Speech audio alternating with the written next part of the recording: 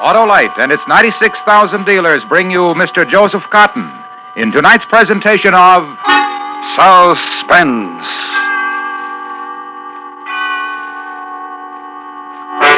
Tonight, Autolite presents the story of a man who craved power, position, and money, and destroyed himself accomplishing it. A tale we call A Watery Grave, starring Mr. Joseph Cotton.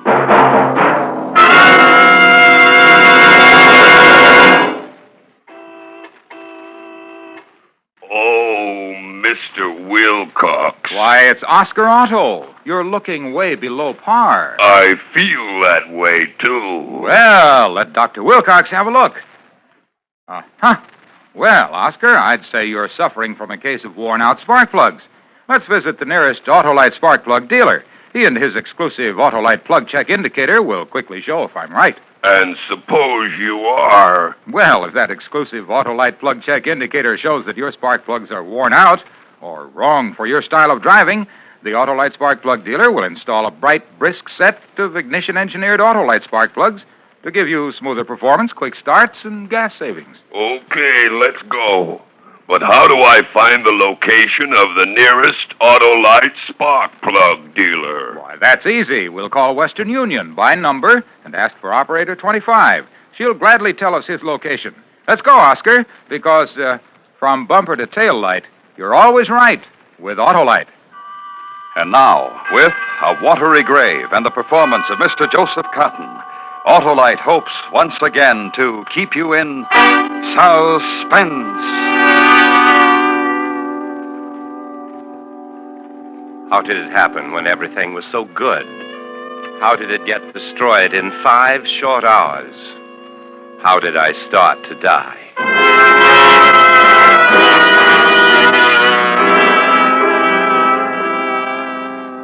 In our city, a district attorney is an important man. Our city is an important city in the nation. Therefore, I am important as its district attorney. The logic of law, the deductive reasoning that leads to everything. It was only reasonable that such powerful interest should have come to me. I had a case against McNeely which could have destroyed him.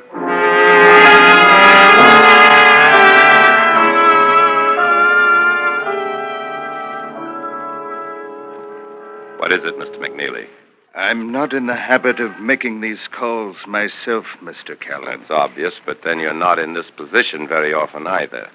It's a daring thing you've done. Only a question of getting a sufficiently strong case against you. I've broken other district attorneys for attempting it. Well, they never had the evidence I do. I don't think you'd want to try breaking me. I can send you to prison for life. You're right. And yet, where I can't destroy you, I can prevent you from advancing, getting to a greater position, a more prominent position in political life. What does that mean? It means that it's no longer a question of can you be bought, but how much you want. I've waited a long time for this moment to be able to bargain with you. I respect your strength and perception. It's worth a great deal to me, Mr. Callan. There's the matter of my chief witness. If I don't prosecute you, he'll go to the state district attorney, perhaps to the federal government. And that is part of what you will give me in exchange for the wealth you're going to receive. Who is your chief witness? I can guarantee you he'll not testify. I would rather give myself my own guarantee on that matter. It would mean his death, wouldn't it?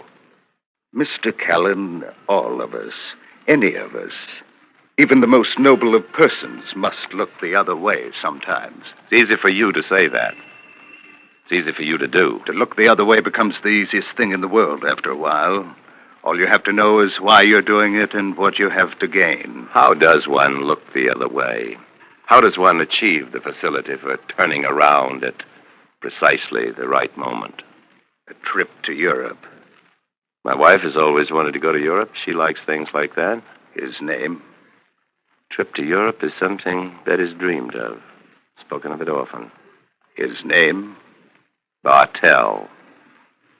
Ah, yes. Oh, yes. My good, trusted friend, Bartell. Mm-hmm. Thank you, Mr. Callan.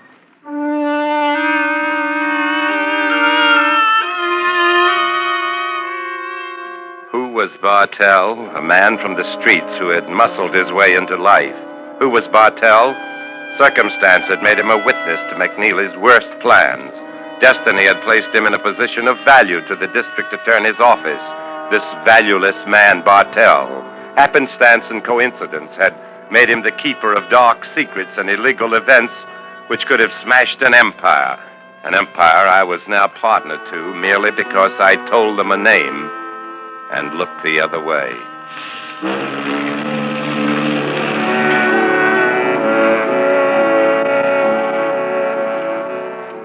The first night out, I waited on deck after dinner, waited for Betty to come out, and we would go to the main saloon. Oh, it felt good to know your way in the world, to know when to look the other way. Sometimes you only have to do it once if you plan right. And Betty could have everything, a bigger house, another servant in the house, up, moving up, so secure, I didn't even hear his footsteps approaching. So positive all was going well, I didn't even think of caution. So certain of success, everything for Betty. I was so pleased. You're the only man I ever trusted. Bartell. The only man, and a DA besides. And you can still trust me. Even after you said my name? I'm getting rid of McNeely for you. Are you? You turned state's evidence. If you didn't believe I could get rid of McNeely, you wouldn't have dared turn state's evidence. I believed you. I trusted you. Let's stop the game. Why did I ever think I could trust you? Now tell me, you're a smart man. You went to college. Because it was to your advantage. Because if the law could get rid of McNeely for you, that was better. And safer. So don't have any illusions about trusting me. You never did. You needed me. That's different. And you needed me. We needed each other. We still do. Nothing's different. You're under bond, Bartell. You're leaving the country without permission. McNeely gave me permission. He had me shot at, and I was wounded. See my shoulder? Fat on this side, fat from bandages. You don't have a passport. I don't need that either. I have money. How'd you get aboard? Oh, it's simple. Easy to stay hidden for a day. The second and third day, that's something else. I can fix it so you won't be let off, so you'll be sent right back. Mr. Callan, I can put you in prison if I'm sent back. My word would prevail against yours in any court of law. Maybe against my word alone, but not McNeely's hired gun, so both our words against yours. You have him? Some of my men do, yeah. He's safe at home. Oh, I could discredit your testimony. Then why argue? I have nothing to do with you. You got no choice, Mr. Callan. I'm warning you, Bartell. Well, what do you do? Kill me? You're not the kind who thinks like that. You kill by law, the legal way. And I'll find a way by law. Once I'm in Europe, they have different laws. All right. I'm a realist, Bartell. So? I only take calculated risks. What's your price? I have more money than you do, Callan. You couldn't buy me. Then what do you want? But you have more prestige than I do. You're liked. You know your way around the talkers. Well, talk me off this ship. You're impossible. Find a way. You'll be discovered before we dock. Not if you put me up in your cabin. Bartell, wherever I'm involved, I'll listen and meet a man halfway. But me alone, not my wife. If you involve my wife, I won't do a thing for you. Not if my wife's involved in any way, not a thing. I'm in a squeeze, Callan. I'm finished unless you help me get into Europe. But you'll be finished with me. I got enough power for that. I'll find a way. All right, I'll go with you. No. Meet me here in 1 hour.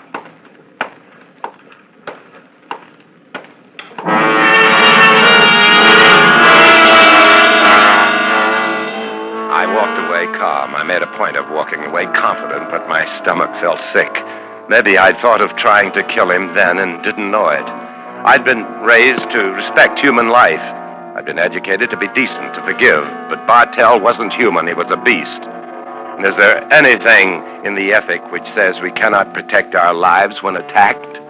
Bartell was destroying me, pulling me carefully built world down about me. A world Betty must know nothing about. A world I had built to protect Betty. From law school to ward politics to assistant district attorney. It's a long way up. The hardest minds to fight, the most realistic men to please. Only the toughest stay with it. Only the toughest and shrewdest get to my position because my position leads to the highest offices if you're smart, if you look the other way. Maybe I knew I wanted to kill him then, The sea was calm. The ship wasn't pitching. Yet my stomach was sick.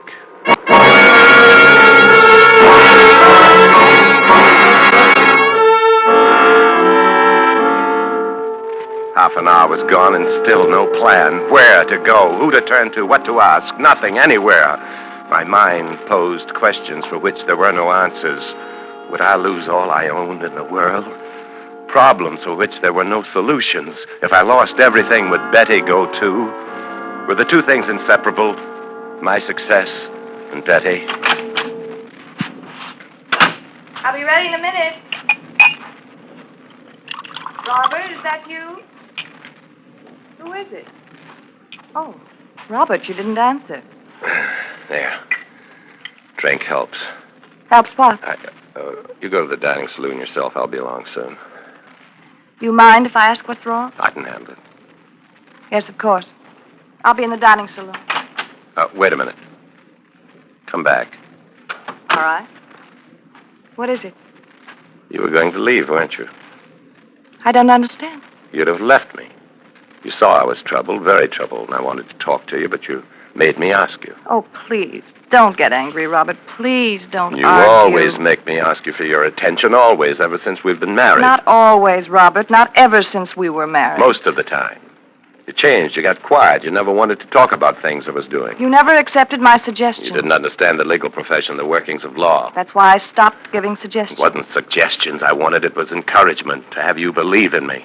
But you never did. The more I gave you, the more I tried to give you, the less you seemed to care. Oh, please, You think stop. all these things come out of the sky? Do you think they were given to me? I had to fight for them. To fight to get things for you. I never asked for them. Oh, but you took them. You never refused them. You never said, no, I don't want a lot of clothes. No, I don't want a fur coat. You never said no. Stop shouting. Stop. Shout. Everything. For you. But you give nothing in return. No love or affection or like, not even liking. Oh, stop. Why didn't you ask for a divorce? I'll give you a divorce. Easy. Simple. Is that what you want? Oh, I can't stand any more. Dear. Oh, You're not going to leave now. my arm. You know why you want to divorce me? You know why you won't? Because of these comforts. That's all you want. You'd lose them. You'd lose them overnight. Why do you do this to me? I've paid for everything in my life, for everything. Everything you have. Only now it's time for you to pay, too.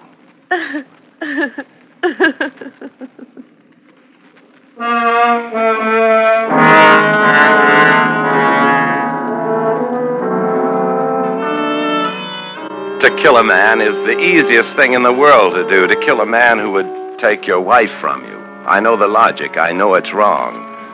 Bartell wasn't taking my wife from me, but he was taking position and wealth, and those things kept my wife to me, I thought. I knew. Bartell had to be destroyed, and she would have to be partner to it. That way, she'd never leave. That way, I'd achieve everything. That's why I told her the story as if I'd memorized it, as if it was the only thing I'd ever thought about, as if Bartell's death was the last obstacle in our life. No, Robert. Please, don't, Robert. You'll distract him up there on the deck, at the dark place on the deck. Don't ask me. Don't make me part of this. Together, we plan it. Together, we meet him. Together. Come on, Betty, the hour's up. Bartell's hour is up.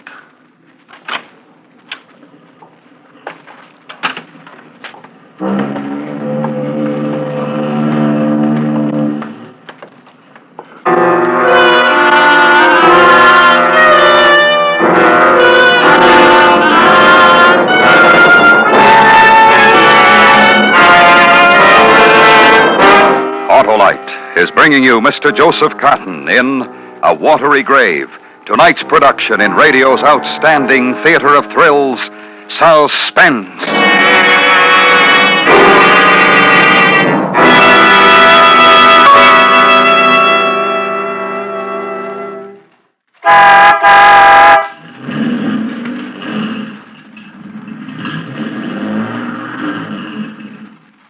Wow, I feel great now. Now, thanks to your Autolite spark plug dealer and his exclusive plug check indicator, Oscar. And those new ignition-engineered Autolite spark plugs.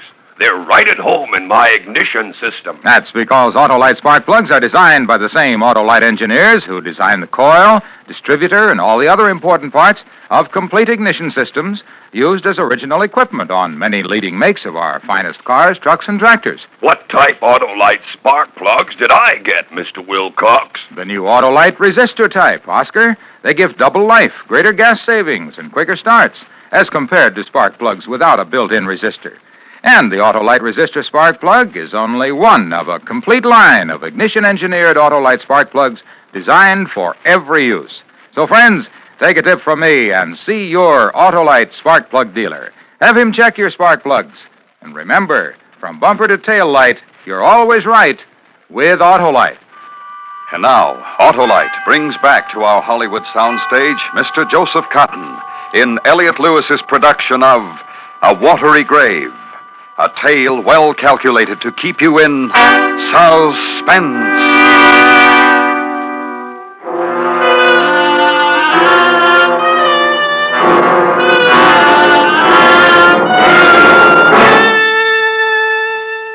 How did I start to die? Then, at that moment, as we walked along the deck, did I start to die then because I knew I would kill Bartell? Does one die a little if one plans to kill a human being and die more when one does it?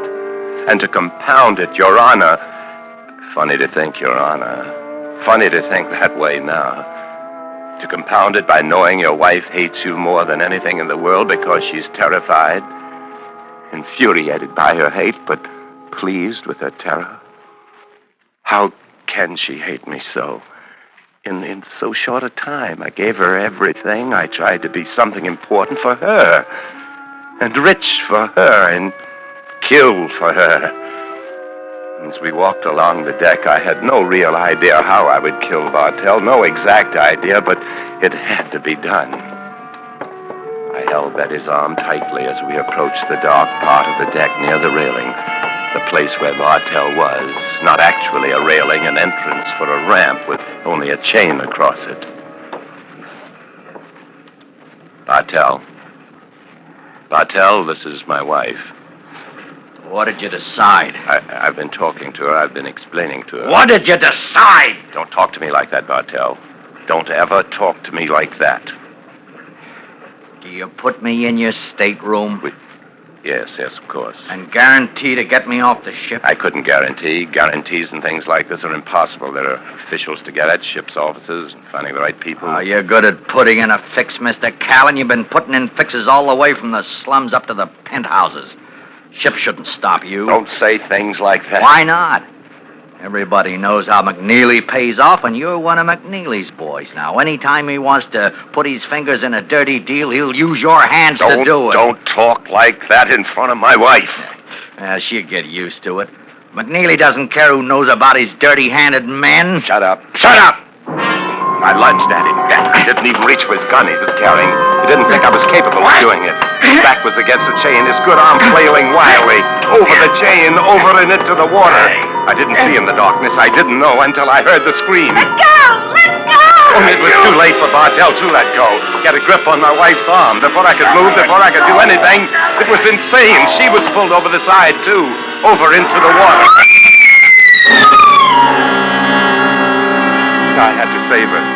There was little I could do to save her would be to save Bartell, but I didn't hesitate. I know that. I'm sure of it. I grabbed the nearest life preserver and hurled it over the side. I could barely see them struggling in the water with the ship's propellers coming nearer. And then I knew I would have to jump. I would go over. I could still finish Bartell and save Betty. Still, I could have everything, and it would be called an accident. I went over the side. Robert, get the light. Lie flat! Don't try to swim. The wash from the propellers. Help! Robert, help! Don't fight. Float on the backwash. Float.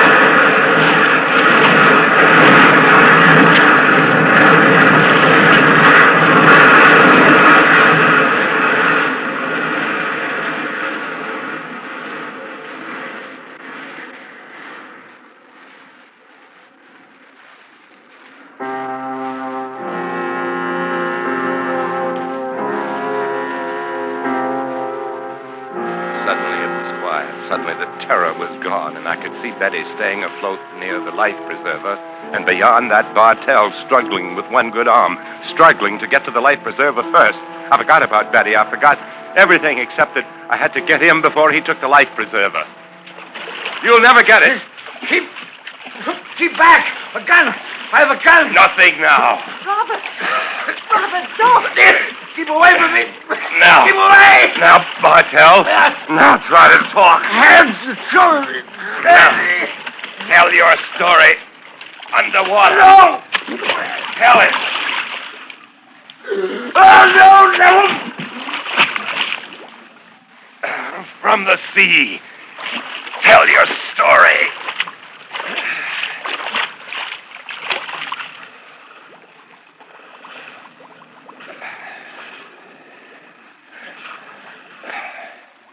Tell it from the sea.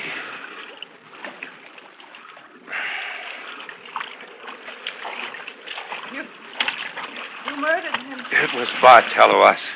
Take the preserver and hold on to it. Don't you understand? It was Bartell or us. I never knew you. Well, the ship will turn around and pick us up soon. You must understand. I never really knew you. It takes something to kill a man. Bartell was the killer. A ruthless man. I know. I was the one who forced him to turn state's evidence. Something horrible in you. Maybe that's why we've been growing apart. Maybe I saw it but didn't recognize it. I'd never seen it before. You see it every day in the eyes of the people. That's a lie. Look at the murders. Look at war. Can't make people kill each other if they don't want to. Could you? How could you? I'll never forget the look on his face when he knew he was going to be drowned. That you were going to do it. The terror. Oh, crying. Crying for him. Crying for a hoodlum, a killer. Crying for a gangster. Yes. Tears for him. Oh, he doesn't deserve it. Why should he be cried over? Why him? You never wept for me. I weep for you, too. I don't need pity. I don't need your pity. I'm not giving you pity. I'm trying to find a way to forgive you. Here. Hold on to the life preserver. Don't. You'll drown if you let go. Get away from me. You clawed me. Don't come near me. You only want the life preserver. All right, you want to believe it. It's true. And I'll get it. I'll claw you. I'll claw your eyes. You'll never have a chance. The water carried me faster. You'll never catch up to me. I'll catch up. Oh, Betty. Don't be a fool. Come back. Betty. Come back. The ship will turn around. The ship will save us. Die, Robert. Die like you'd let anyone die for you. Die for yourself. I don't need a life preserver. I can hold out until the ship turns around. They're still going for the horizon. Ship. They'll turn around. I'm the biggest suite on the ship. They'll miss us and turn around in a few minutes. What makes you think you're so important? What makes you think you'd be missed? I am important. What makes you want to be so big? So much? Oh. It was for you. What I've struggled so hard to get. Oh. For you. For yourself.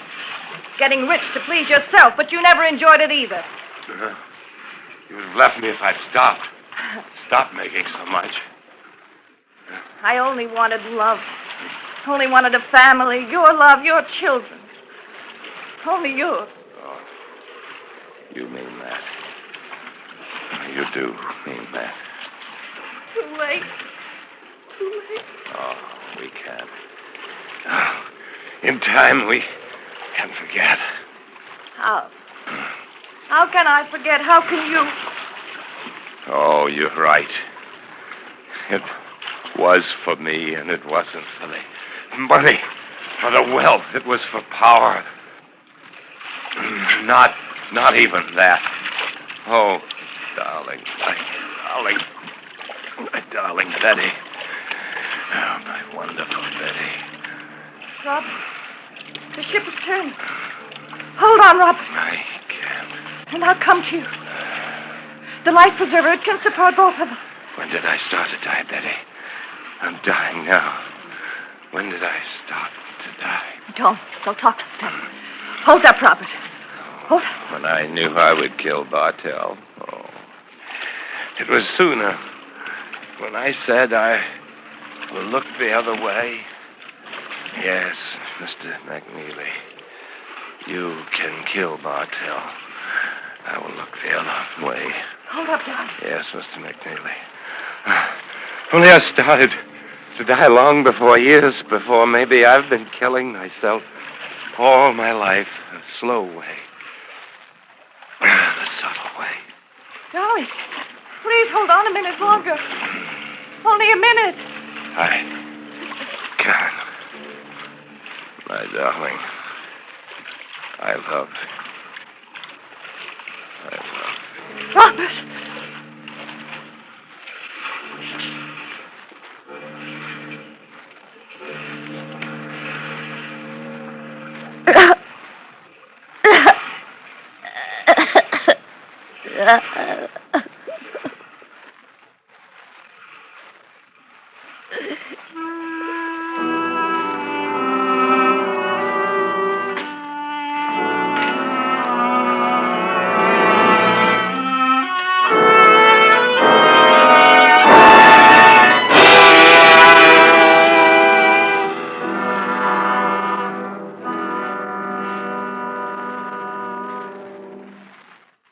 Suspense. Presented by Autolite. Tonight's star, Mr. Joseph Cotton. This is Harlow Wilcox speaking for Autolite, world's largest independent manufacturer of automotive electrical equipment. Autolite is proud to serve the greatest names in the industry. And during these early months of 52, the Autolite family joins in saluting the leading manufacturers who install Autolite products as original equipment. Our Autolite family is made up of the nearly 30,000 men and women in 28 great Autolite plants from coast to coast and in still other Autolite plants in many foreign countries. It also includes more than 18,000 people who have invested a portion of their savings in Autolite, as well as 96,000 Autolite distributors and dealers in the United States and thousands more in Canada and throughout the world. Our Autolite family will salute the leading truck manufacturers who use Autolite products on the next Autolite Suspense television program. If you live in a television area, check the day and time of Suspense on television so that you'll be sure to see this program. And remember, be with us next week for another thrilling Autolite Suspense program on radio.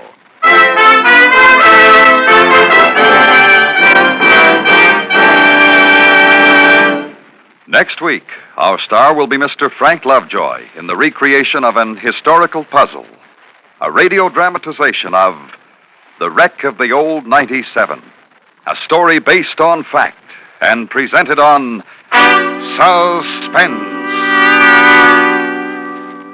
Suspense is produced and directed by Elliott Lewis, with music composed by Lucian Morowick and conducted by Lud Gluskin. A Watery Grave was written for Suspense by Arthur Ross. In tonight's story, Mary Jane Croft was heard as Betty, Stan Waxman as McNeely, and Joseph Kearns as Bartell. Joseph Cotton may soon be seen in The Untamed, a Universal International picture co-starring Shelley Winters.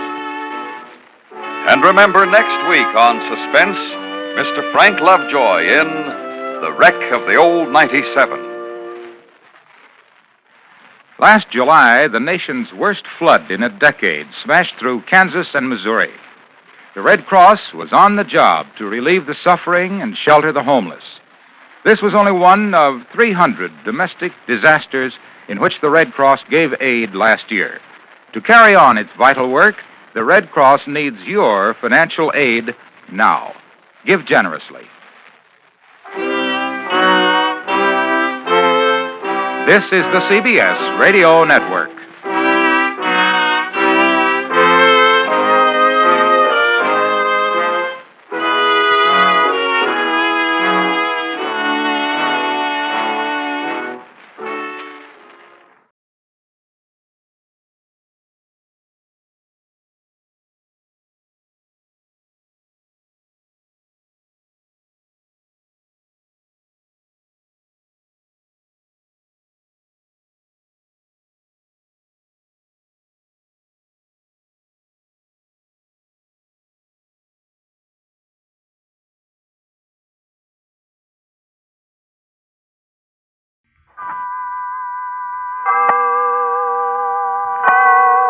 Autolite and its 98,000 dealers bring you Mr. Herbert Marshall in a true story.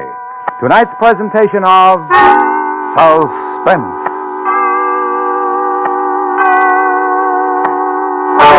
Tonight, Autolite presents the true story of 5 polar explorers and their race against death.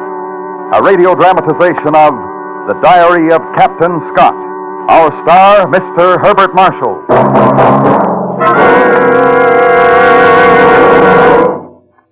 Hey, Wilcox, you're under arrest. What for, For Sheriff? helping make a fast getaway, that's what for. Oh, not I, Sheriff. It's those ignition-engineered Autolite spark plugs in my car. They're experts on fast getaways, and they can't be beat for smoother performance and gas savings either. Well, then I want them Autolite spark plugs for my car. You bet you do, Sheriff. Everybody wants those world-famous ignition-engineered Autolite spark plugs. So why not have your neighborhood Autolite spark plug dealer check the exact condition of your spark plugs with his exclusive Autolite plug check indicator? And if they're worn out or wrong for your style of driving, he'll recommend those gas-saving, super-smooth, ignition-engineered Autolite spark plugs. How do I find my nearest Autolite spark plug dealer, Wilcox? Why, just phone Western Union by number and ask for Operator 25. She'll gladly tell you the location of your nearest Autolite spark plug dealer. And remember, from bumper to tail light, you're always right with Autolite. And now, with The Diary of Captain Scott and the performance of Mr. Herbert Marshall, Autolite hopes once again to keep you in suspense.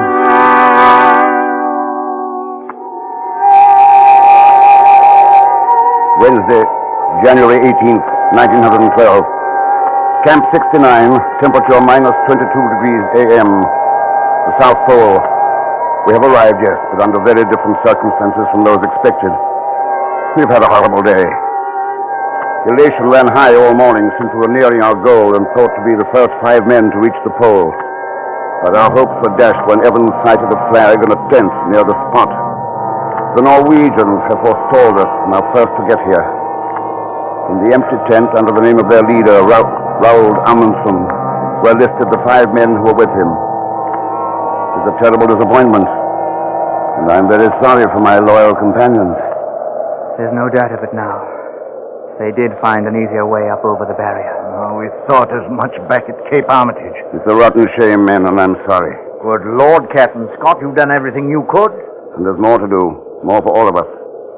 800 miles, as a matter of fact. Are you ready to start back, Evans? I can't think of a reason to stay in this ruddy, miserable place. Is the sledge ready, Oates? A bit frozen in, I suppose. Yes, I imagine. Wilson, do you vote to start? The faster the better, Captain. Bowers, can you get a sight and start us off on course? Sky is a bit overcast, but I think so. Yes, I think I can. We'll go then, as quickly as we can. The minute saved here will mean a minute more of comfort aboard the ship.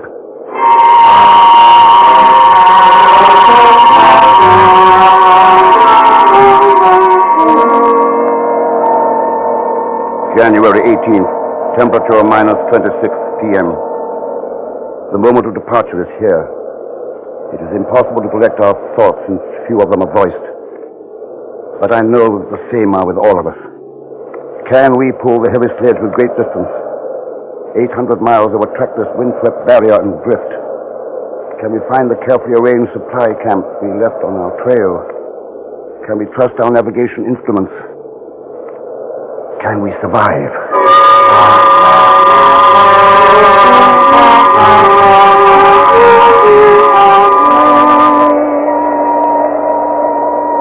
January 21st, temperature minus 30.4. This morning, while freeing the sledge from the ice, Evans smashed his hand. I'm afraid the poor chap is in for trouble. His wounds will not close in this cold. And we absolutely cannot spare the time to camp as our rations are very low, as well as our fuel.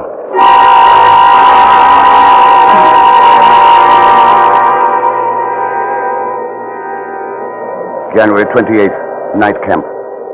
Temperature minus 27. The miles continue to fall behind us, but with painful slowness. Our diet, and with it our general condition, has improved since finding our half-degree supply camp. Only 42 miles to the next one, but we're not without ailments. Oates is suffering from a very cold foot. Evans' hands and face are in a horrible state. And tonight Wilson is suffering tortures from snow blindness. Bowers and I are the only ones without troubles at present.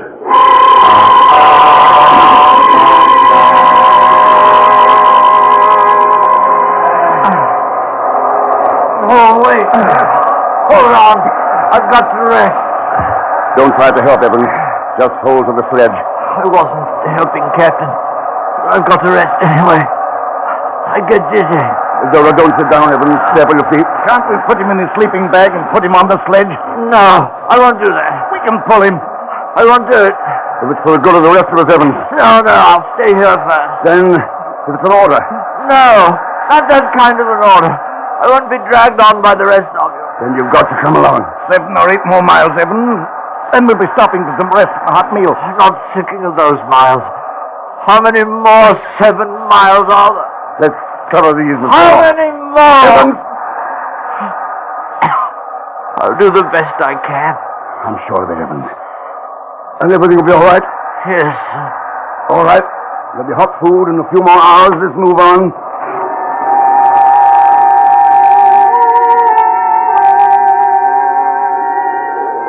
February 11th, temperature minus 26.2. The worst day we've had during the trip, and greatly owing to our own fault. We started on a wretched surface, pulling on sledge. The light was horrible. Dull by fog, it made everything look fantastic. As we went on, the light grew worse, and we found ourselves in pressure.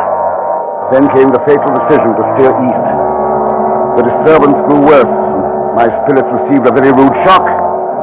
The farther we plunged ahead, the less possible it seemed that we could find a way out. We struggled until 9 p.m. to do nothing more but make camp. There's no getting away from the fact that we are not pulling strong. Amesbury pony sledge.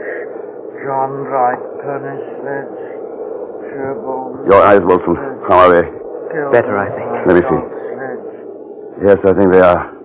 Pony sledge. Oh, Evans. George. Oh, yeah? What were you saying? Was I saying something? I didn't think I was. I thought I was asleep. Perhaps you were. Know what you were saying, Evans?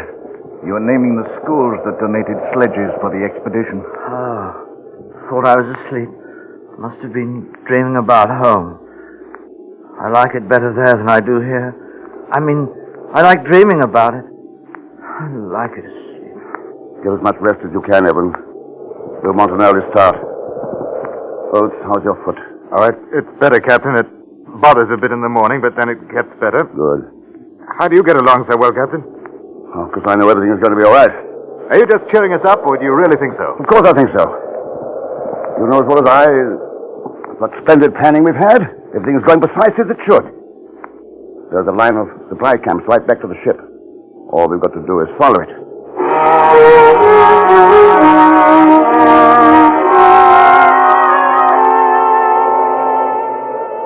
February 17th, a very terrible day, although we got out of the turmoil. Evans looked a little better after a good sleep and declared he was all right. He started in his place on the traces, but half an hour later, he had to leave the sledge and follow behind. At the first rest stop, he came up very slowly. He stayed with us for a while, then dropped out again. We tried to pull him on the sledge, but had not the strength, and he fell behind. At lunch camp, we saw him coming far astern, and when we looked again, he had fallen.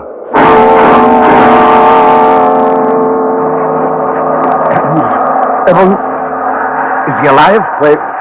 First, get him to his feet. Get him moving. Come on, Evans. Evans. Oh, no.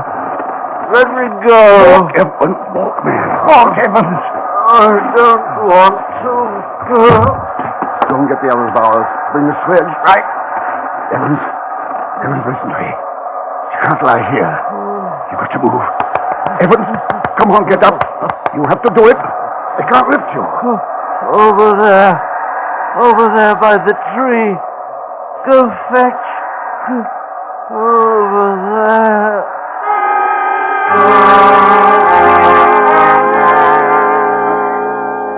When we got him into the tent, he was quite comatose. And he died quietly at 12:30 p.m. It's a terrible thing to lose a companion that way. His passing is a frightfully personal thing to each of us. As is usual, our doubts and fears are not voiced. But I don't think that one of us does not wonder how many of the remaining 4 can survive.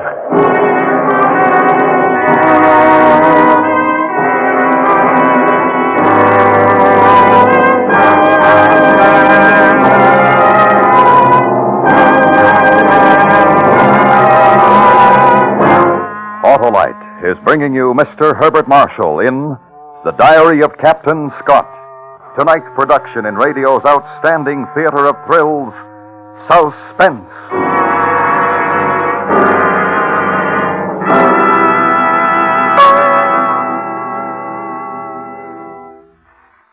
Hey, well, Torch, are them Autolite spark plugs really as slick as I hear tell?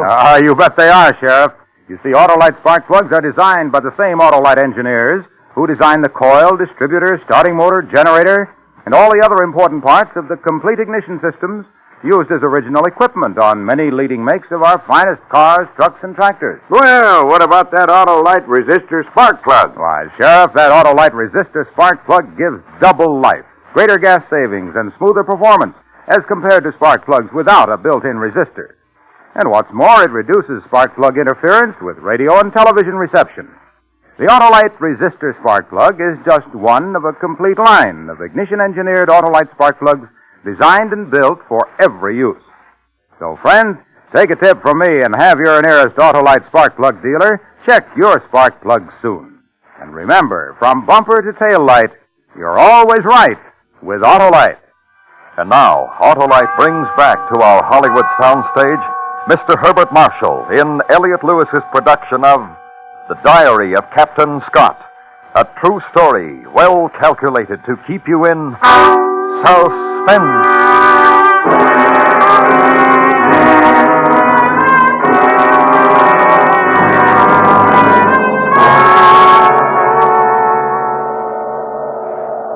February 22nd, night camp. Temperature minus 22.9. A little dark, we are in for a rotten, critical time going home. And the lateness of the seas may make it rather serious. We never won a march of 8.5 miles with greater difficulty than we did today. We've come now a bit more than half the distance, which leaves almost 400 distressing miles of dragging still before us. On the bright side, we found another supply camp and 10 full days of provisions and have less than 70 miles to the next camp.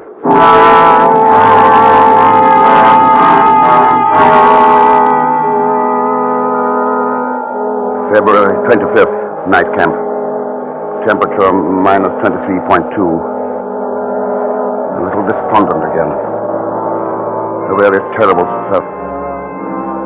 Oates' foot is almost completely gone and he is helpless. It leaves the pulling up to Wilson almost totally blind now. Bowers and me. And we do not do well at all. The truth is, there is not enough energy in our ration. Without tremendous intakes of energy in this cold, we suffer physically, mentally too. There is little communication between us in the tent at night now.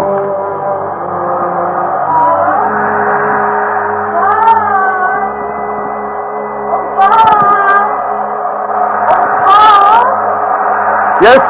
What is it, Scott? Well, I thought I heard something. I thought you said something, didn't you? No. Bowers. I've got to talk to you, Bowers. Oh, of course. Hi, Bowers. I'm terribly worried. I didn't think it was you that called. I heard my wife. Under these conditions, I Wait, hardly let me think... tell you.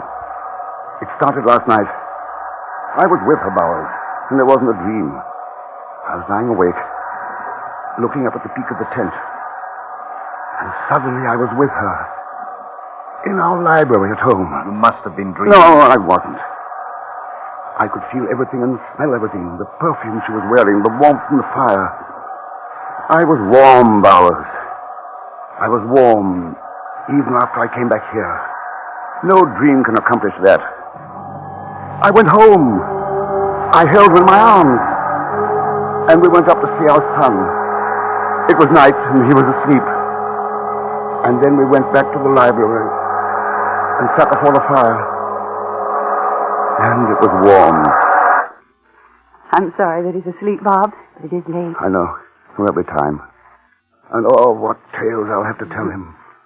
Of courageous men serving their country. I'll make him proud to be an Englishman. Oh, I'm sure he will be, darling. Above all, we must guard him against indolence.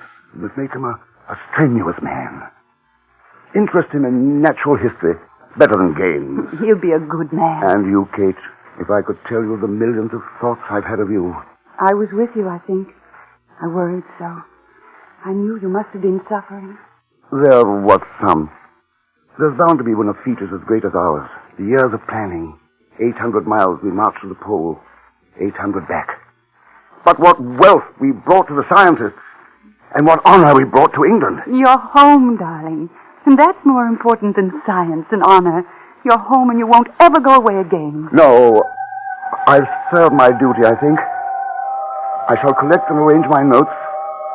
Perhaps I shall write a book and describe the bottom of the world and living there. But never go back. The drift snow, like finest flour, flickering up under one's clothing and stinging as a sandblast. But never go back. The great cloudy columns of snowdrift advancing from the south and heralding the storm. But never go back. No, I like it here. I'm warm. Warm. I'm warm. It was a dream, Scott. Good Lord, it's nothing to worry about. It was not a dream. All of your senses don't coordinate in a dream. You don't smell and touch and feel. Well, I've told you. If it's the first sign of a breakdown, I wanted you to know. Oh, of course it isn't. You're in splendid shape. Thanks, Bowers. I owe you a great deal. Nonsense. At least I owe you the privilege of getting some sleep. Good night, Bowers. Good night.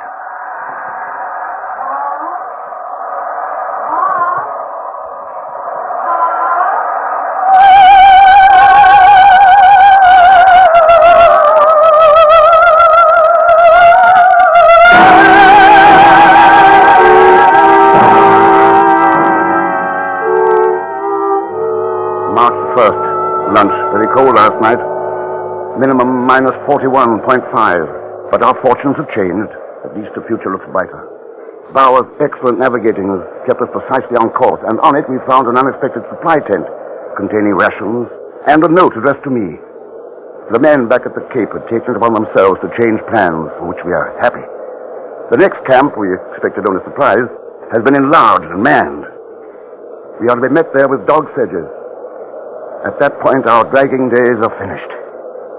And only 24 and a half miles away.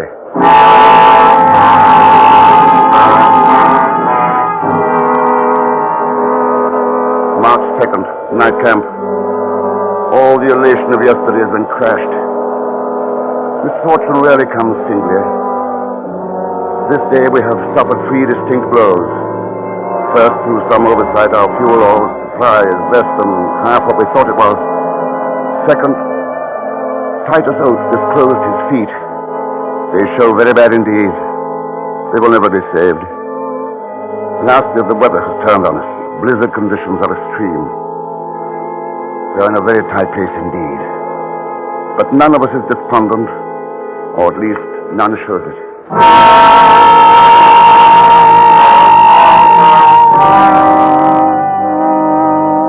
March 10th. Things steadily going downhill. Midday, minus 43. Blizzard still with us. Oates unable to go on, so camped at noon. Have covered only 11 miles in the 8 days past. Captain. Yes, Oates. It's quite difficult to say this without sounding heroic, but I'm going to die, and I know it. No, you aren't, Oates. You mustn't talk like that. It's no good, Captain. I know I am, and I'm not afraid. Stop that, Oates. I know what I'm saying. And the quicker it happens, the better. I'm not going to hold the rest of you back. I know how I felt about poor Evans. He was holding us back, and I knew he was going to die, and I was angry at him for keeping on as long as he did. Oates! What kind of talk is that, Oates? Oh, it's the truth, and I don't care. When he was holding us back, and I knew there was no chance of him, I wanted him to die. Well, I don't know what the rest of you were thinking, but that's what I was. And now I'm holding you back. And I won't have that. I want you to leave me. We'll not leave you, Oates. Please, Captain. I'm not afraid. I'd like to go. I'm tired and it hurts, and I'd like to go to sleep and not wake up. I've no family to leave like the rest of you. We won't leave you, Oates. You know that. I want it that way. I'll get in my sleeping bag and I'll go to sleep. I'm not afraid. I want to. We can't do that, Oates. Even if we agreed with you, we couldn't leave you. Please, Captain, you know I'm right. All of you know. Please, Captain. Please.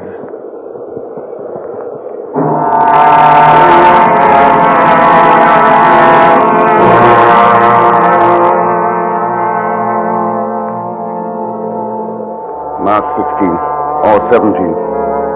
Lost track of dates, but I think the last is correct. Poor Titus Oates is gone. Should this journal be found, I want these facts recorded. This was his end. He woke in the morning yesterday. It was blowing a blizzard. He said, "I'm just going outside. Shan't be long." He went out into the blizzard, and we have not seen him since.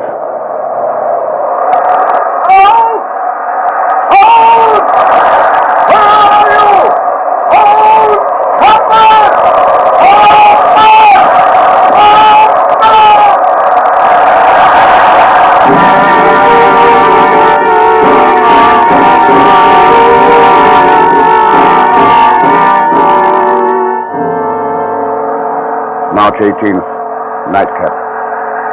We are 14 miles away from the sledge camp, but ill fortune presses. My right foot is gone. 2 days ago, I was proud possessor of the best feet. Now one is gone. The others are still confident of getting through, but I don't know.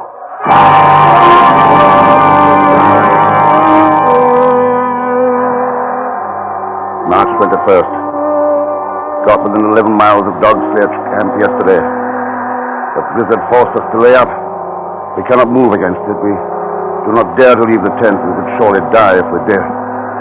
Bob? Oh, Bob? Here I am, Bob. Here I am.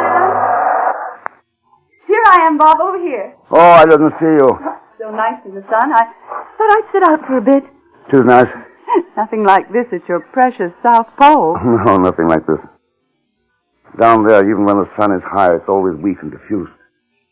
And because of the reflection from the ice from every side, there never is a definite shadow, always a number of shadows of any man or object. I think you love it. No, I hate it. 5 men march to the pole and they say they've conquered it, but they haven't. It will conquer them. You'll never go back, will you? No. I didn't want you to go, remember? I was afraid you wouldn't come back. Do you remember when I said that? Yes, I remember. And I laughed at you, didn't I? I was such a coward. I laughed and told you that I would conquer it. Just for you. That I would name a glacier for you. And I asked you how a woman should act when a glacier is named after her. Well, I didn't name a glacier for you, but I thought of you, Kate. I thought and dreamed of you so often. It's important that you know that. It's important that you know that. I think of you constantly. You and our son. He must be active. He must be strong. And you must protect him, and he must protect you. Scott. Kate, I love you. It's this Scott! Well, yes, Bowers. Wilson is dead. Oh, Wilson. Oh, Wilson dead.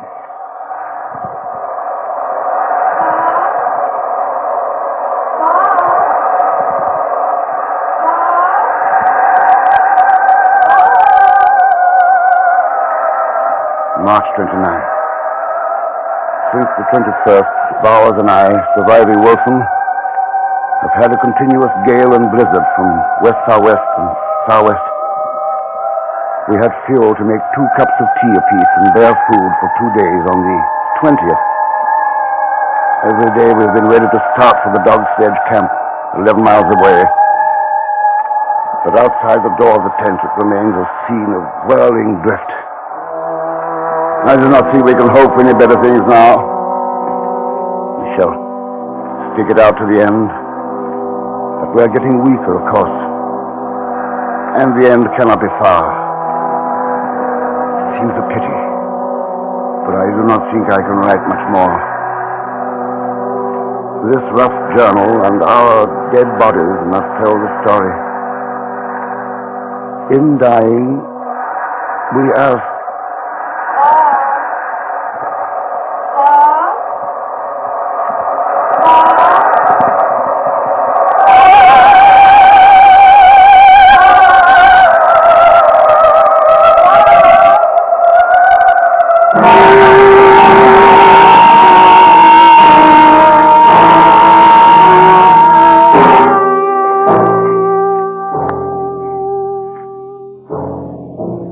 following year, an expedition formed by Captain Scott's comrades at the main depot at Cape Armitage set out and found his body, along with that of Bowers and Wilson. Search was carried on for Oates and Evans, but they were never found. A great cairn was built at the site of Scott's final camp, a trivial monument to the courage of 5 men, and especially to the complete devotion to duty of Robert Falcon Scott, who until his dying breath continued to keep a record of the fatal journey.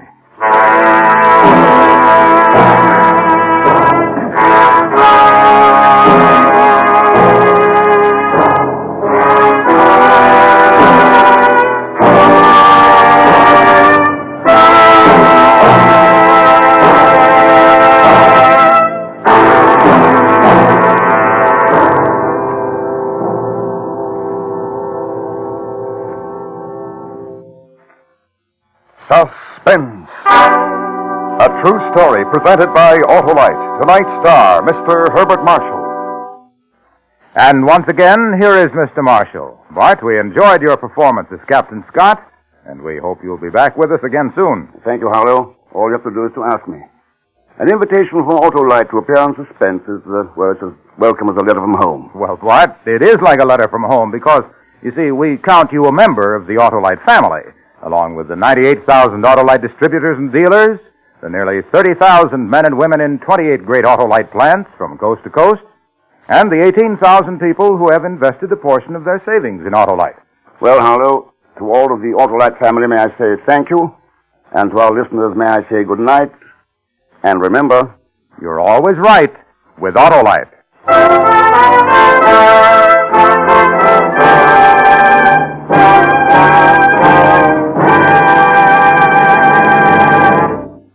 Next week, another true story about an almost legendary man. The dramatic recreation of The Shooting of Billy the Kid, starring Mr. Frank Lovejoy. The program will be heard on Suspense.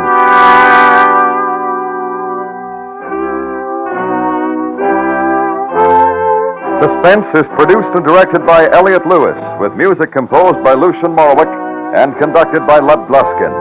The soloist tonight was Eloise. The Diary of Captain Scott was adapted for Suspense by Gil Dowd. In tonight's story, June Whitley was heard as Kate, Tudor Owen as Bowers, Ben Wright as Oates, Joseph Kearns as Evans, and Charles Davis as Wilson. Herbert Marshall may be heard each week on his own radio program, The Man Called X. And remember next week on Suspense, Mr. Frank Lovejoy in The Shooting of Billy the Kid.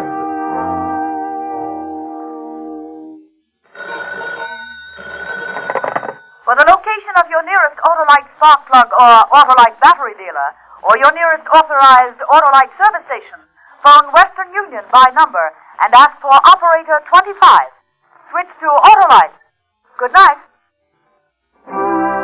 This is the CBS Radio Network.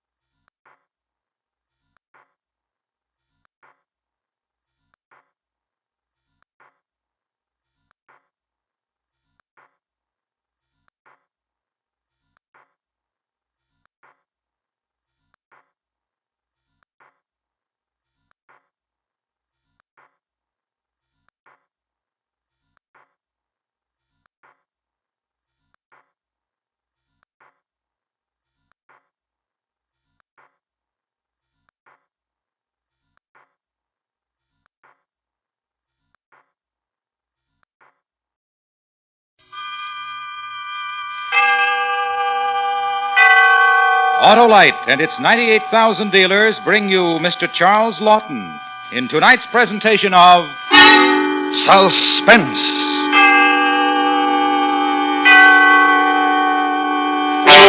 Tonight, Autolite presents a story about a man whose name was synonymous with death.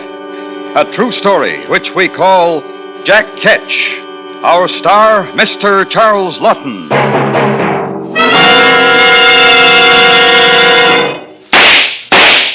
Hey, Sheriff, are you shooting at me? Sure am, Wilcox. You know someone who fires faster than me? Why, I'm the fastest. No, wait a minute. Not someone, Sheriff, something. A spark plug. A spark plug? Sure, a spark plug must fire at the rate of 1,000 times a minute at normal driving speeds to give you the smooth performance and economy you expect from your car. And that's why you should have your spark plugs in your car checked regularly by your Autolite spark plug dealer. Well, suppose he finds they aren't in perfect shape, Wilcox. Well, if they're worn out or wrong for your style of driving, he will replace them with ignition-engineered Autolite spark plugs. The spark plugs that are world famous for quality and performance. How do I locate my nearest Autolite spark plug dealer? Just look for the dealer displaying the Autolite spark plug sign, or call Western Union by number and ask for operator 25. She will gladly tell you the name of your nearest Autolite spark plug dealer. And remember, from bumper to tail light, you're always right with Autolite.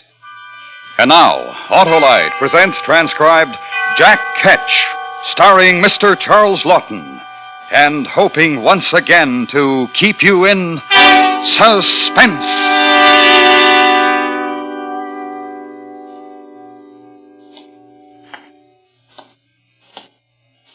Evening, Mr. Price. Evening, William. Cold enough.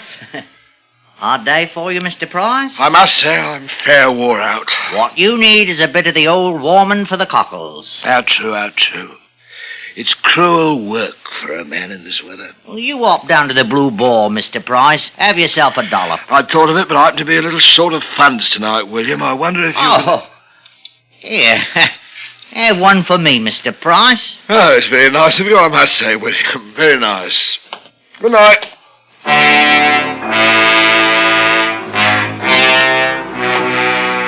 Nasty little rat, that William Hartley. Got to keep an eye on him. Hartley. What right's he got to look at me like that? I know what he's thinking. Get my job. Fat chance of it. I'll see him turned off first. God, I got a thirst. Should go home, I suppose. Betty'll be grousing out of all Nick leather grouse. I got my rights. Blue Boar for me. Evening, one and all. Evening.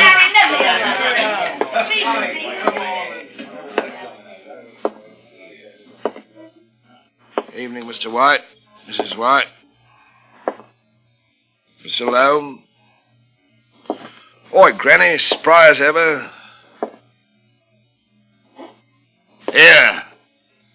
Here, what's all this? Somebody dead? So that's the way it is it? Keeper! Ale! I said ale! Ale! Perhaps you didn't hear me the first time. Can you pay for it? Yeah, I can pay for it. And more, don't worry about me. I can pay for anything. You hear that?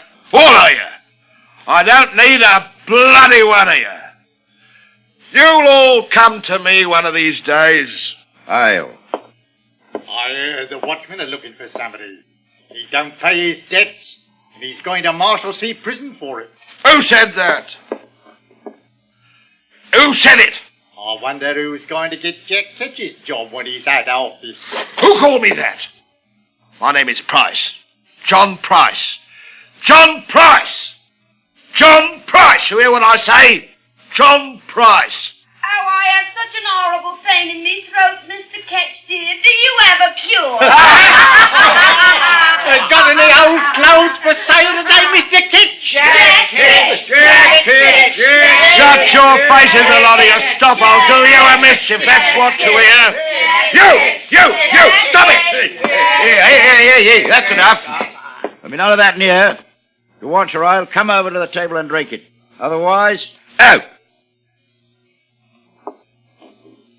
Sorry I lost my temper. I'm sorry. just very tired tonight. Accept my apologies, Keeper. I don't accept nothing from you except your money. I have to do that because I have to serve you. My charter says so. If any trouble from you and out. That's a fact, and don't forget it.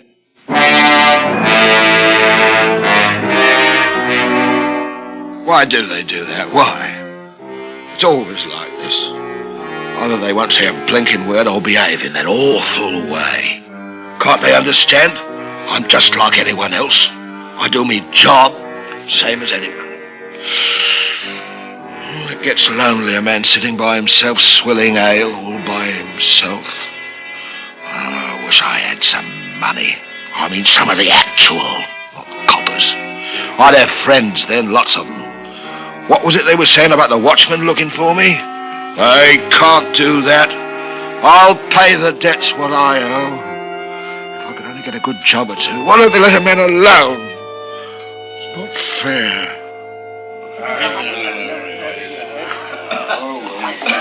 It's not fair. What ain't fair, Mr. Price? Who's that? Oh, William Hartley. You, got off late tonight, didn't you? That's right, Mr. Price. Having a bit of a guzzle, eh? I will not stand familiarity, William Hartley, and kindly remember your place and station. No offence intended. None taken, I hope. Granted. Mind if I sit down with me mug? I don't mind. Oh, long hours, short pay. That's the way of it. William Hartley, why do you talk to me? Why not, Mr. Price? You're my superior, ain't you? In a way. I have to talk to you. I don't want you to have to. I want you to want to. I sympathise. I want a friend. I want people to smile at me on the streets and talk to me and like me. Oh, you've got a burden, Mr. Price, and no mistake. William, how would you like to lend me 5 sovereigns? I could pay you back with interest. I've got 1 or 2 odd debts to pay. I heard about that, Mr. Price. Harry White was saying... Harry White, what's he know? He's after me job like you, William Hartley. You don't pull the wool over my eyes. I know. How could you think such a thing, Mr. Price? Remember, I'm not out of office yet. Remember. You stay nice to me, William, because I have a position. How about a couple of sovereigns? I know you've got it, so there's no use... I'd like to oblige, Mr. Price, so help me I would.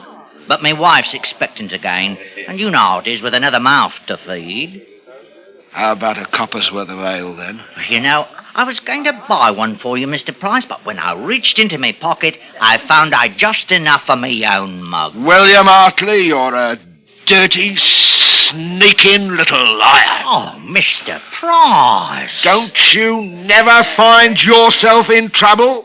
Because if you do, it's John Price is going to be there, taking loving care of you. Oh, Harry, you are a one. Now, you stop it. Anyone would think that we... Hello, Mr. White. Mrs. White. Good evening. Come on, Elizabeth. Time to be going out. All right, Harry. I said hello, that's all. I didn't do no harm, just hello. Well, hello, that's all.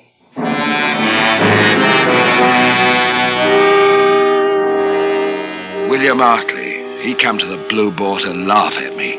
That's how he gets his pleasure. They all do. When I get home, it's going to be the same. Wish I was dead.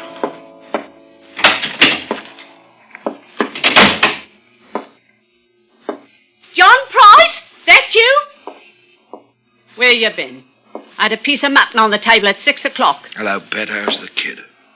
Where you been? Why? I should have knowed. You been boozing at the Blue Boar. Spent every blessed penny. I was tired, Bet. I thought a sup would help. Sup? Sweetheart, we got a few shillings put by, haven't we? Oh, No, you don't. It's desperate bet, girl. They'll have me in debtor's prison. I had the talk tonight. Do you good. Don't say that, love. I only need it for a week or two at the most. I've got to raise every penny I can. That money's for me and the kid. You don't touch a farthing. I lose me job. Don't make me laugh. Your job. Call that a job? I'm ashamed. I'm ashamed to have people know my name. Now, Bet, I'm your husband. It's your duty to obey me. You give me what money you've got in the house, or I'm... Or what? What'll you do, Jack Ketch? Betty! What'll you do to Mrs. Jack Ketch? You murderer!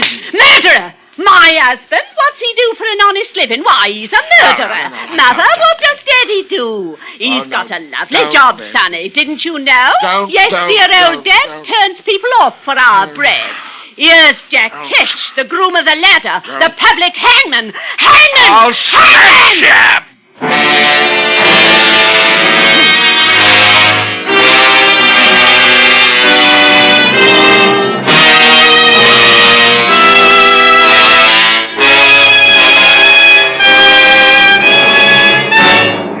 Autolite is bringing you Mr. Charles Lawton in Jack Ketch, tonight's production in radio's outstanding theater of thrills, Suspense.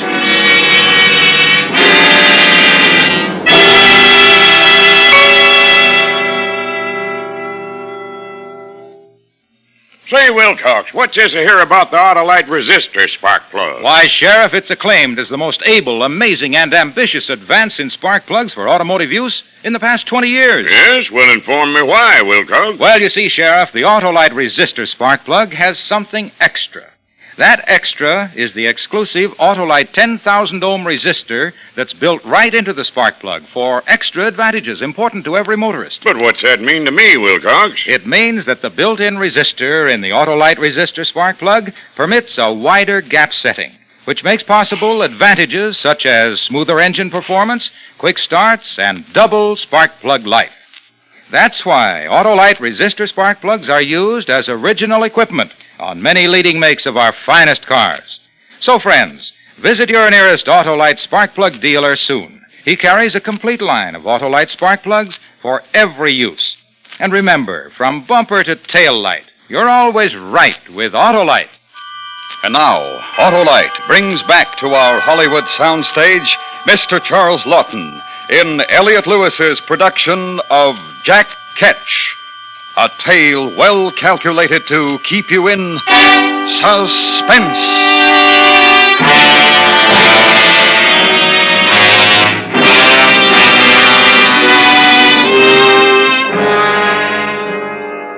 I suppose it was wrong to beat her like that, but what's a man to do? So what with me debts and what I done to Bet, here I am in Marshalsea prison. Not the first time I've been here, but what a stinking hole. All of us together, the muck of London, men, women and dogs. There's one lad that ain't so bad, come in yesterday. He's got learning, a gentleman, you can see that. Thomas Lovelace, his name.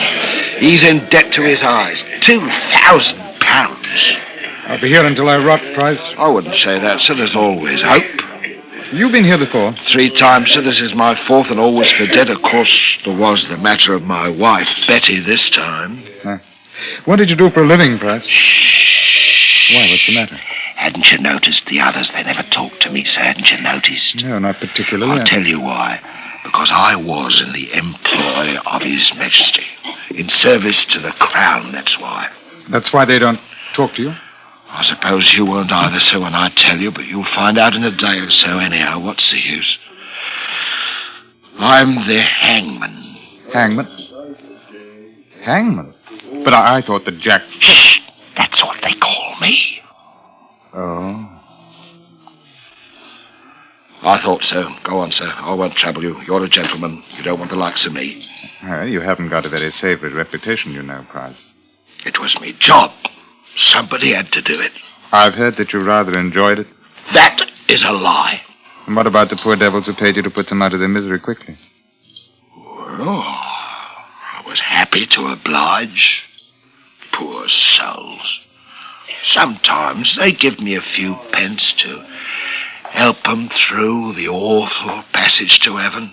But Lord bless you, I did my best. And if they didn't have any money? Well, I wouldn't hold it against them, you know. Of course, I'm not denying that a nice, neat rack or press job was worth a few shillings extra, but wouldn't you have taken the money, I ask you now, wouldn't you? I wouldn't have had your job, Price. Not for £1 million. Oh, well, that's the way of it. Each man to what he knows.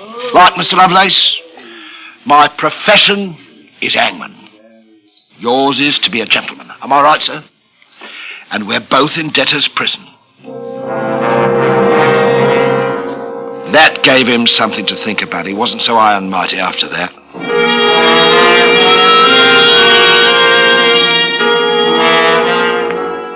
He never had visitors, and I didn't neither. That is, not till one day, 3 months after I first come here. And it was William Hartley. And I didn't like the nasty weasel smile on him. Well, Price, I heard about your misfortune, and I came to sympathise. How thoughtful, William. How did they treat you in here, eh? Like a bloomin' earl, can't you see? Ooh, nasty smell down here. Well, they haven't brought in the fresh roses yet. Ah, yes. What about your debts, Price? Any luck? Yeah. But it's only a matter of £5. William Hartley, you didn't. You came here to help me? You're going to lend me the money if I misjudged you, William, my good friend? You haven't misjudged me, Price. I didn't come here to lend you anything. I came here to see you had your health and spirits, and I brought you a prayer book for your poor soul to feed on. Oh, blimey. Change your ways, Price. Change your ways before it's too late. I'll change the shape of your... I'll turn you off Parliament, Mr. William Hartley. Price, let him go. You hear me? Let him go. You get away from me. Stop it. Have you gone mad? You know what they'll do to you for this. I know. I've given it to others. You shouldn't have done that, Price. I won't forget. You pay for that.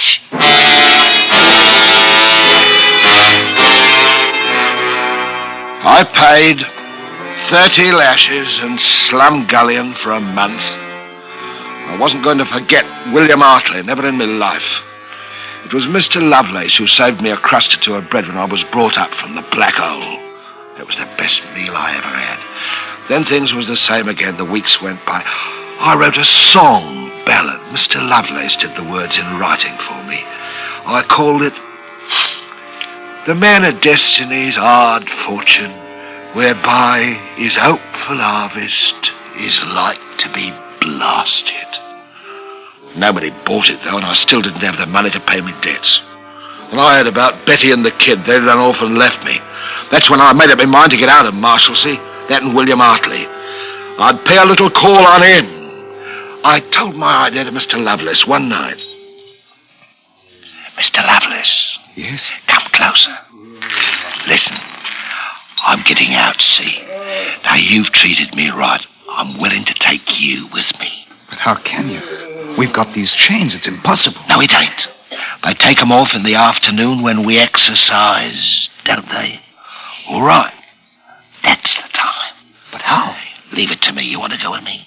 I'd rather die trying than stay. All right, so here's what we do. There's a woodshed next to the gate in the yard. Doors always open. When we have our constitutional tomorrow, we hop in there and wait till it's dark. One of the keepers will see it. Yeah, there's a new one on. I've been watching him. He's been drunk for a week. Easy as pie. You wait.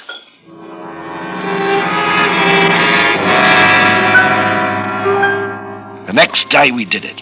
Stayed hiding behind the wood until night. Felt funny without the chains on after so long. Then about 10 o'clock we started out of the shed. I took a thick stick from the wood pile.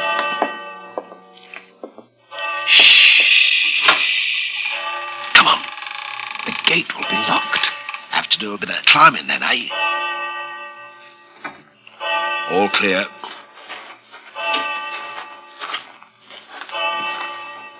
Look, keeper, he's asleep. We have to pass him, supposing he wakes up. He won't.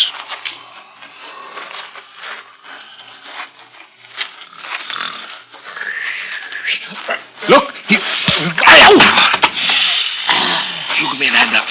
pull you over. Right. All right. Give me your hand. All right. Up you come. And there's London. Ain't that the loveliest sight? William Hartley's out there in it. Come on.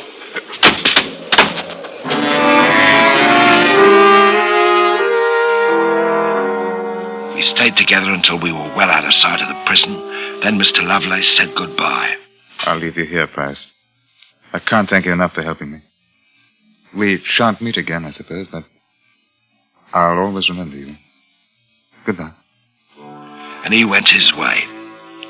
A couple of minutes later, I found a broom maker going home from selling his wares, and after a short argument, I had 2 silver shillings in my pocket. I tossed for it.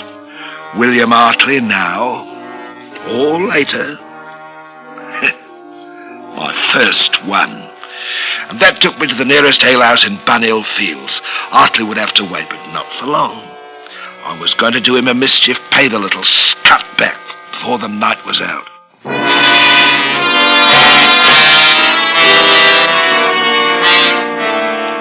It was 2 hours later that I left the alehouse with a lovely swishing in me belly and happiness in me head.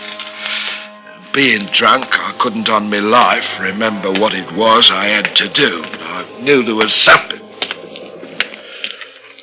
How his groans was dreadful for to hear, as the stones they pressed upon him, and Jack stood solemn, not shedding a tear, when the awful...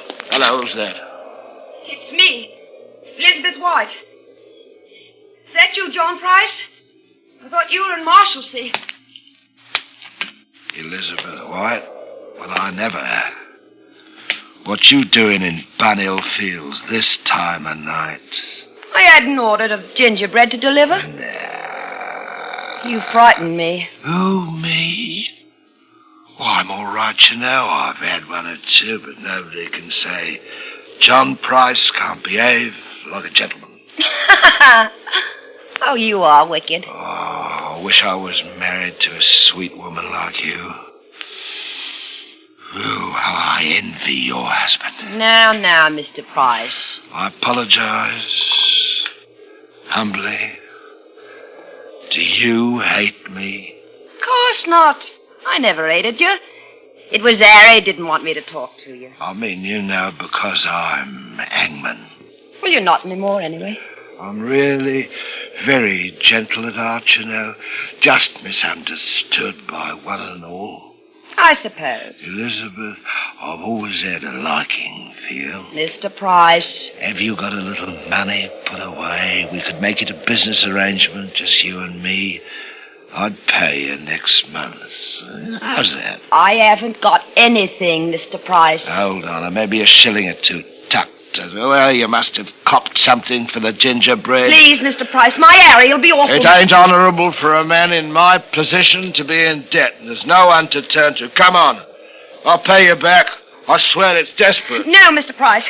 Where do you keep it, eh? Stop it! You'll have the watchman down there. Stop it! Let me go. Where is it? Give it over, you hear me? You don't. I need this. I need it. I told you I'd pay. Shut it off! Shut it off! Shut it!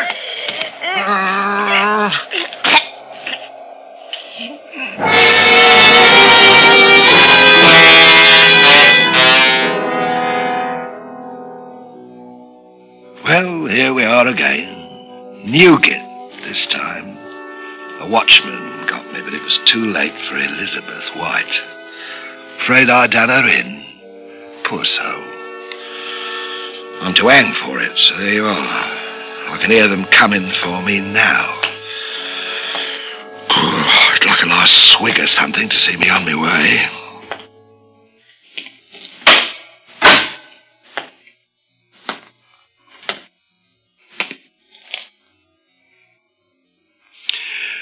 Go! William Hartley. Are you ready, John Price? You nasty little winkle. You mean you're the hangman? I am. God blimey, I was coming back to turn you off, you maggoty worm, and I forgot it. You wouldn't be here now. I bear you no malice, John Price. Yeah, you won't make no hangman, not for long you won't. You wait. They'll start calling you Jack Ketch. You wait. It's me duty. I always knew that someday I'd find me calling to protect the people from such poor wretches as you. I have found it. Oh, blimey, I might have known it. Bar me too. Well, I've got a brass farthing for you, and me clothes won't fetch tuppence, so blast you. I don't want neither. It's me job, John Price. Turning you off is me job, and that's what I'm about to do. You've come to a wicked end, as I knew you would.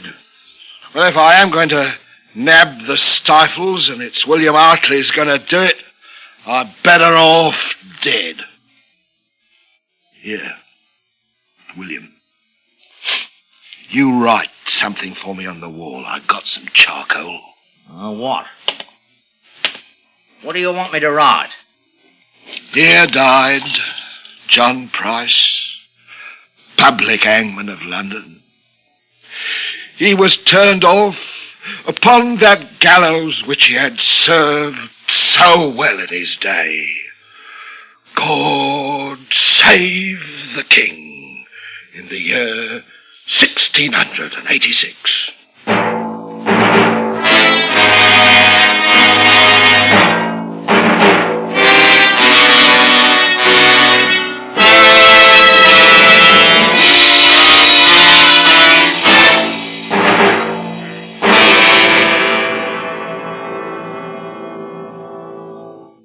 Suspense. A true story presented by Autolite. Tonight's star, Mr. Charles Lawton, will return in just a moment.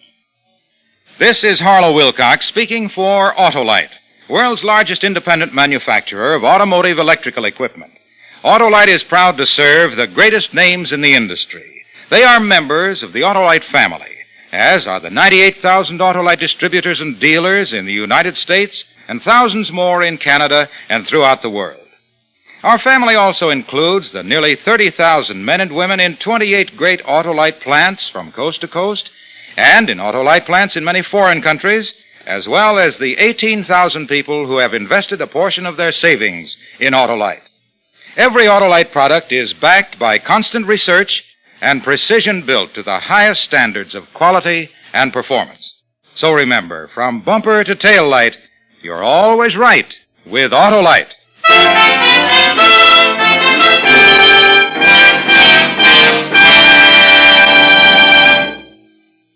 This is Charles Lawton.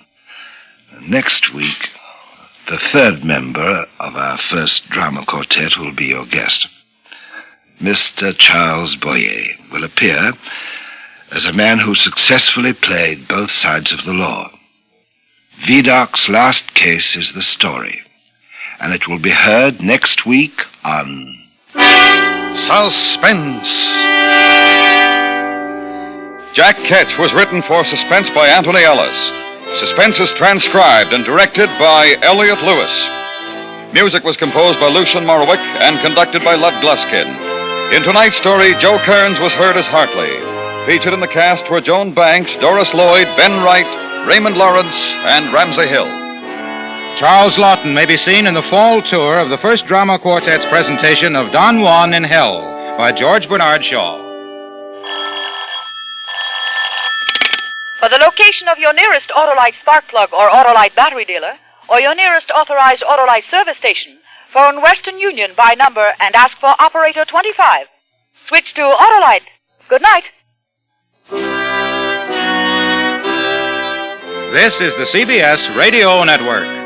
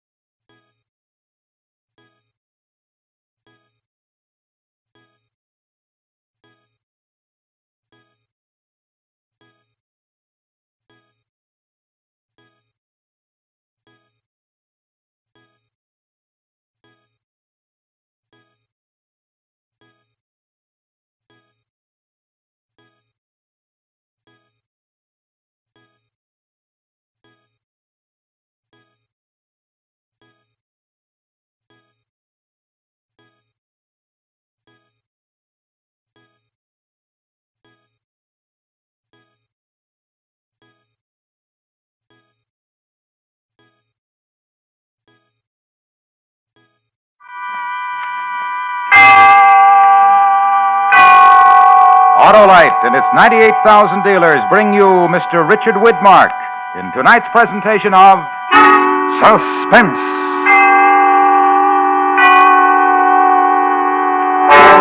Tonight, Autolite presents the true story of a world of the dead.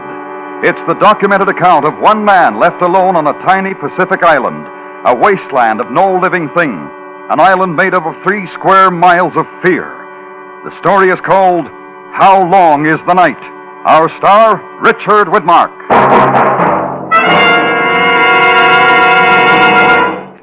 Hello, Mr. Wilcox. Well, frost my beard and call me Winter if it's not Johnny Plugcheck. Yep, I'm here again, and you know what that means. I sure do, Johnny. It means I start reminding motorists to winterize, get their cars tuned up, get a change of oil and grease, put in antifreeze. And check those spark plugs, too. Right, Johnny Plugcheck, because spark plugs are the very heart of a car's ignition system.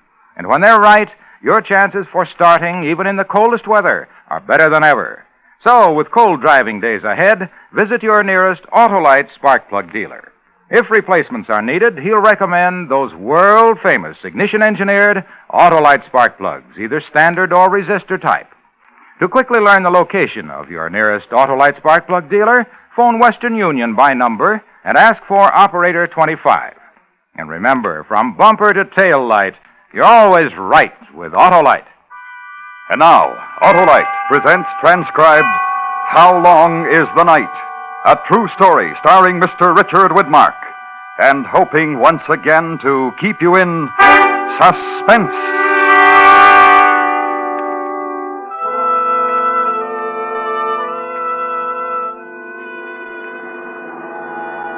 It was no different than any other night. It was hot. The same warm wind blew up from the south end of the island. Along the west beach, a line of dirty white foam spread out where the breakers came up on the sand. The moon had already gone down. Across the lagoon, there was nothing. No lights, no sounds. It was the same as the day before. The same smell hanging over the water and the land. The smell of a world gone dead. They came and woke us up a few minutes before 3 a.m. The 3 of us got dressed and they gave us breakfast. We checked our equipment, then we took our positions with the other men. We wore protective helmets with specially treated linings. Over the eyes, a pair of heavy-duty goggles. Jackets, trousers, gloves, all specially treated for protection. Our boots were spread with linings of lead. We waited. The dawn came up fast. I think it was about 5:30. We kept watching the horizon over to the east, a faint outline of an island. The warnings began to come in over the earphones. Bomber Boy 1, Bomber Boy 1, 2 minutes before actual time. Mark, 2 minutes before actual time. Adjust all goggles. Adjust all goggles. Stand by. The month was May. It was beautiful. I took one more look before I strapped on the goggles. The blue water of the Pacific. The green islands near and in the distance. The islands of Enewetak. The month was May. A piece of the earth was getting ready to die. Bomber Boy 1, Bomber Boy 1, 1 minute before actual time. Mark, 1 minute before actual time. Stand by. A single bird passed overhead, pointing for the horizon. There was the faint barking of a dog. Then it was quiet. Bomber Boy 1, 30 seconds before actual time. Mark, 30 seconds before actual time. We waited for the split second. We waited for the sound of it. Bomber Boy 1, 15 seconds before actual time. Stand by. 10 seconds.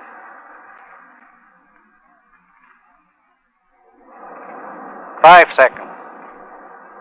4, 3, 2, 1.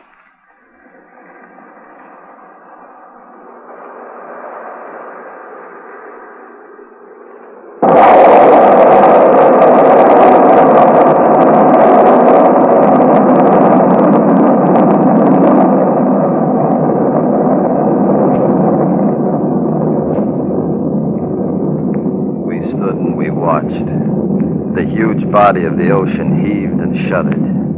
The island shook. The sky seemed to fill to the bursting point. We knew what it was like.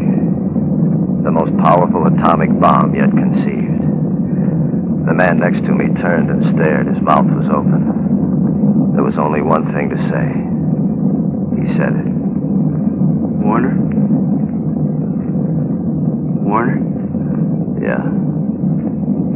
Dear God. Dear God.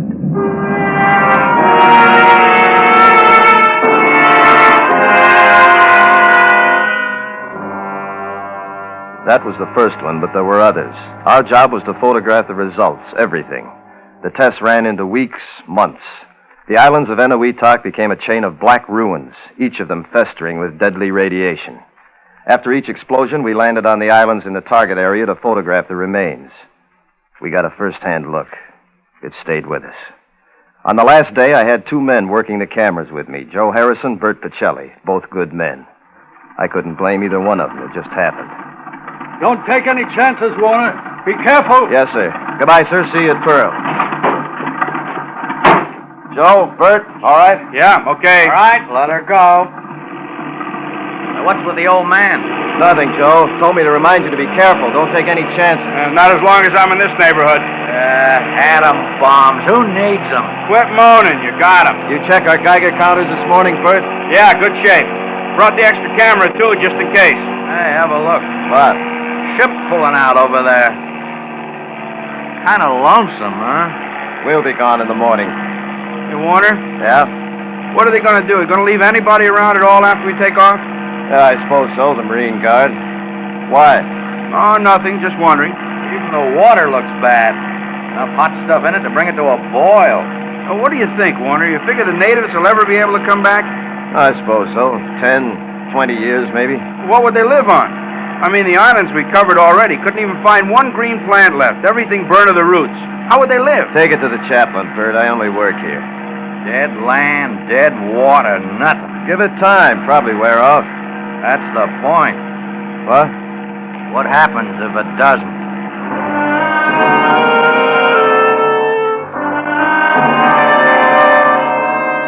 That's the last thing I can tell you from memory. What was said, what was done. The rest of it's just as I put it down in the log. The last trip. Island 27. It's a few minutes past 1200. We've just landed at Transfer Point C. Most of the men have left here already. Skeleton crew standing by. There's one LST left at the landing pier. Harrison, Pacelli, and I move our camera equipment on board. 12:20.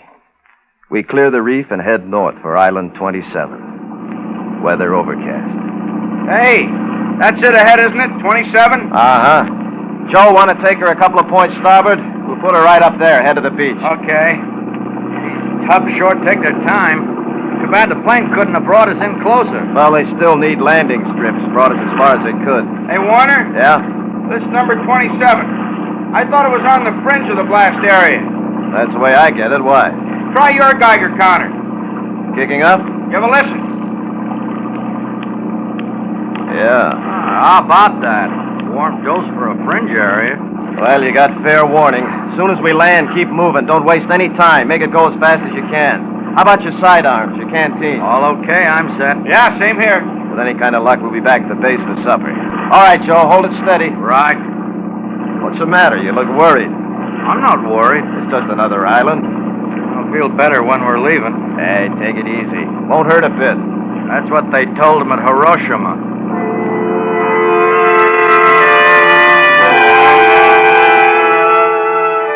$13.35. We've landed on Island 27. It's about a mile wide, 2.5, 3 miles long. It's like a dozen other islands we've covered in the test area. The same smell of death and dying. As usual, our lives depend on our Geiger counters. They measure the radioactivity bombarding us as we move through the contaminated area. When the clicking sound is slow, the location's fairly safe. When it speeds up, it means the radiation's getting intense.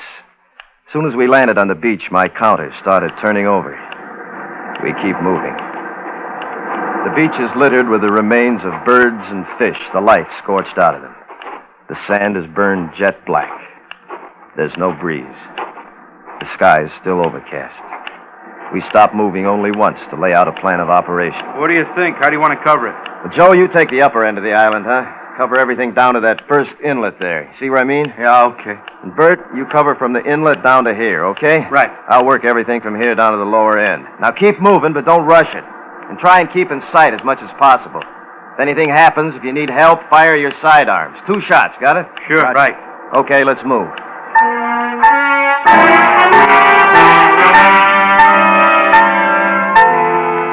$13.40. We've started photographing the island.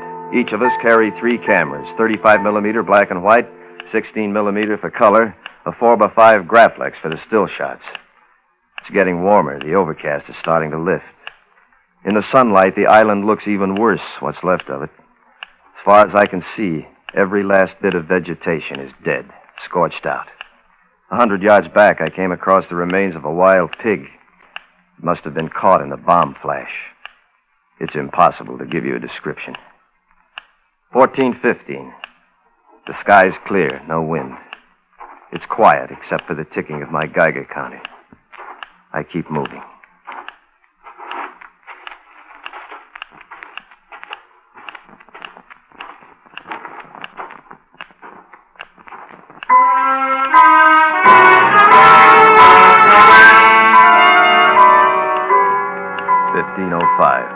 There's not a breath of wind. It's hot. I have to keep moving. There's plenty to photograph, good specimens. I've just taken some color film of a piece of coral. Looked like portions of it were melted by the heat of the blast. 15:20. I heard the prearranged signal and I hustled down to the beach.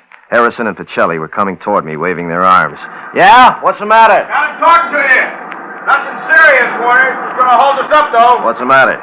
Oh, we're short on film. You got any to spare? No, I'm in the same spot. More stuff to shoot than we figured, I guess. You didn't leave any supplies in the boat, did you, Joe? No, already checked it. I want to get something to eat. Getting a little hungry. Guess we should have brought along some rations, huh? Didn't figure it'd take this long. Well, all right, the 2 of you better take the boat and hustle back to the transfer point. Pick up some food, some more film. Okay. Anything special you want? A couple extra rolls of 16 color if they got it. Better make it fast if we're going to finish up today. Right. Come on, Joe. Yeah. Oh, hey, you sure you know the way back to our transfer point? I think so. We go due south to Island 20, down the east side, the second inlet. You got it. Meet you right here, about 1700, 1730. Yeah. Hey, don't worry if we're a little late. We'll make it. I watched the 2 of them climb in the boat, start up the engines, and head south for the transfer point. The boat gets small in the distance. In a few minutes, it's out of sight. 15:40. I'm alone on the island. I'm alone.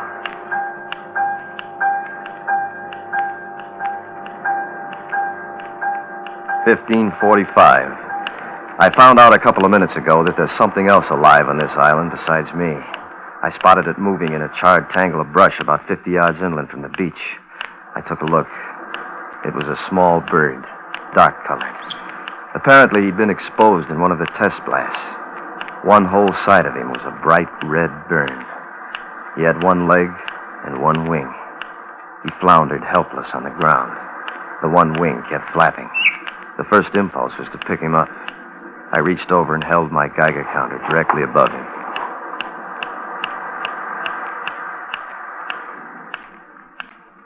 Wasn't anything else I could do. I killed him.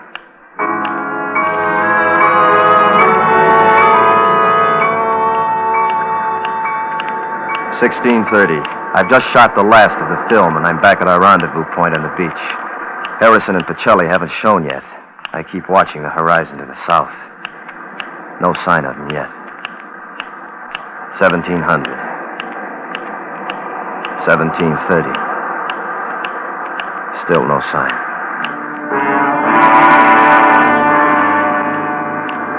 18:30.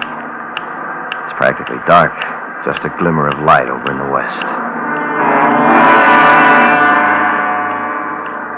18:45. It's dark, pitch. No light, no sound. Only the Geiger counter. I keep looking out in the darkness across the water. No sign of the boat. I can feel the panic starting in. Where are they? When are they coming back for me? Are they coming back at all?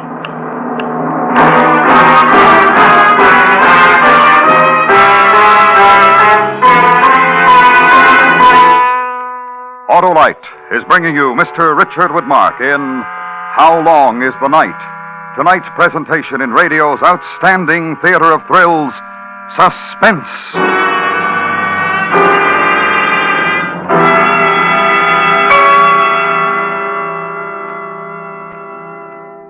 Friends, winter weather's coming fast, and if you want your car to last, you'd better hurry and be wise, for now's the time to winterize. Right, Johnny Plugcheck. It's time for a change of oil and grease, antifreeze. And check those important spark plugs, too. Because they're the heart of your car's ignition system. And when they're right, your chances of starting, even in the coldest weather, are better than ever. If replacements are needed, your Autolite spark plug dealer will recommend Autolite resistor or standard type spark plugs. Both are ignition engineered, and both are original equipment on many makes of our finest cars.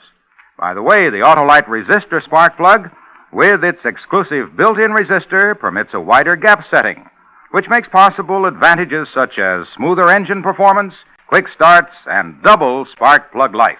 So winterize right now. Please do. And check those important spark plugs, too. At your nearest Autolite spark plug dealers. And remember, from bumper to tail light, you're always right with Autolite. And now, Autolite brings back to our Hollywood soundstage Mr. Richard Woodmark in Elliot Lewis's production of How Long is the Night? A true story, well calculated to keep you in suspense.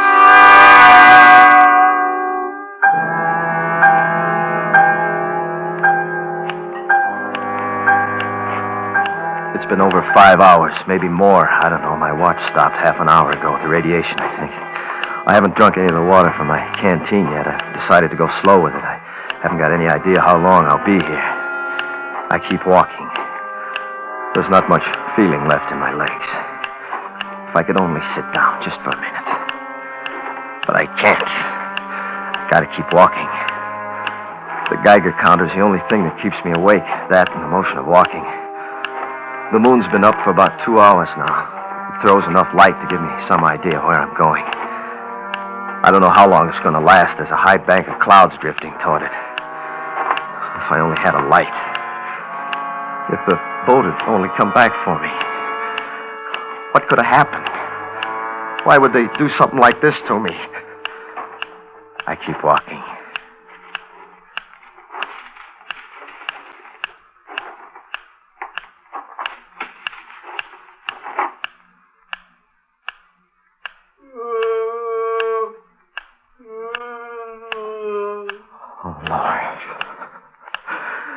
Hey! Hey, get out of here! Hey! Well, I can't be that panicky. It's impossible. There's nothing alive. We've been over the whole island. It's burned out. It's dead. But I heard it. I know I did. It couldn't have been the wind. There isn't even a breeze. It's still there. It's hiding in the brush. Something alive. An animal? A man? Hey, what is it? What is it?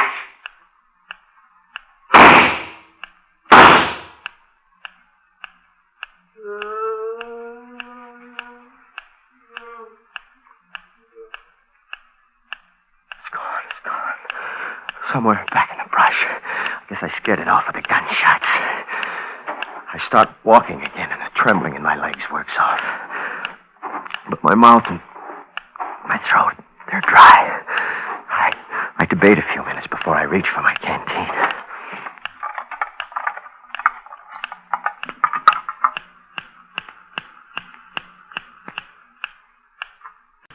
No, it couldn't be. It couldn't. It's wrong.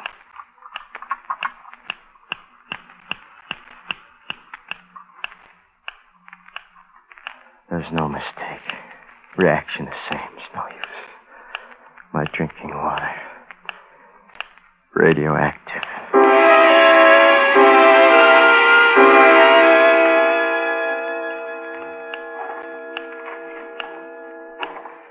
Still no idea what time it is. 2, 3 in the morning. I don't know. Hunger pains are getting to my stomach. I got a bad headache. Worst thing is my mouth and my throat. I'm so thirsty. The muscles in my legs are getting numb. If I could only sit down just for a minute. No, I gotta keep walking. Gotta stay awake. Keep walking.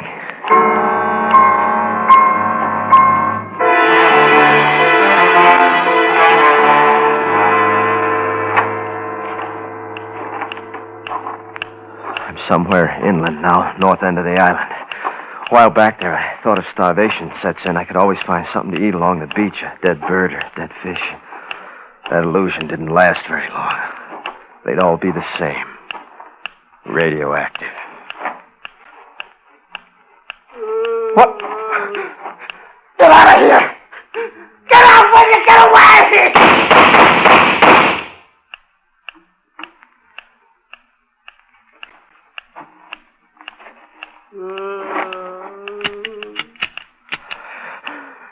Empty. I grabbed the gun flat in my hand. The sound came closer. I brought the gun back and I threw it with all my might. And I missed. I turned. I ran.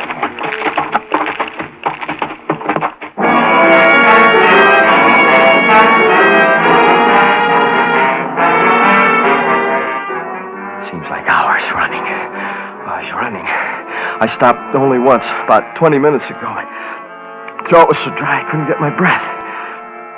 I reached for my Geiger counter a minute ago. Maybe it happened when I was trying to get away. It doesn't make much difference. Anyway, it's done. The counter's smashed.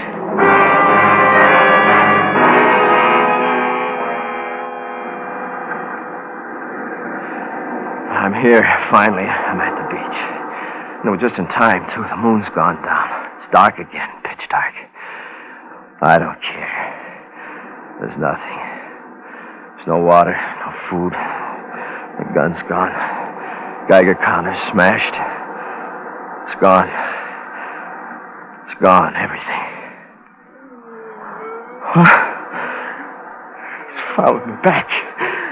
Still there. It's right up there in the brush. Right at the edge of the brush. It's waiting for me. It's waiting for me. But Jelly! Harrison, why don't you come? What happened? Why don't you come for me? What time is it? It's still dark. How long's the night? How long? What time? What time is it? 4 o'clock? 5? What time? Oh, it's just no use. Prayer. Yeah, say a prayer. Which one? Our Father who art in heaven. Hail Mary, pray for us, pray for us, pray for us.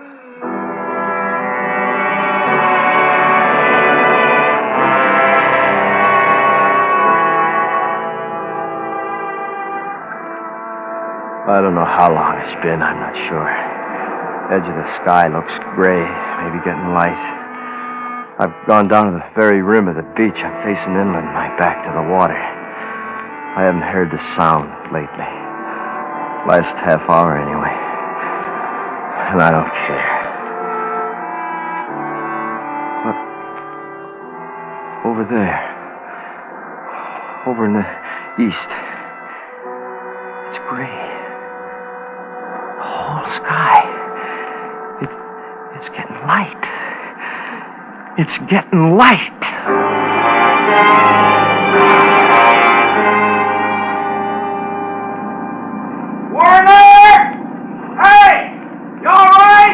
Shelley and Harrison, they come for me. I wasn't thirsty anymore. I wasn't hungry. I was alive. It was more than enough. Hey, you all right? Yeah, I'm all right. A lousy boat conked out on us, Warner. Half a mile from transfer point. And had it fixed, it was dark. Wouldn't stand a chance of finding the island at night. Hey, what's the matter? You sure you're all right? You got your sidearms with you? Yeah, why? Up there. Straight ahead of you. Patch of brush. Want to take a look? Why? What's the matter?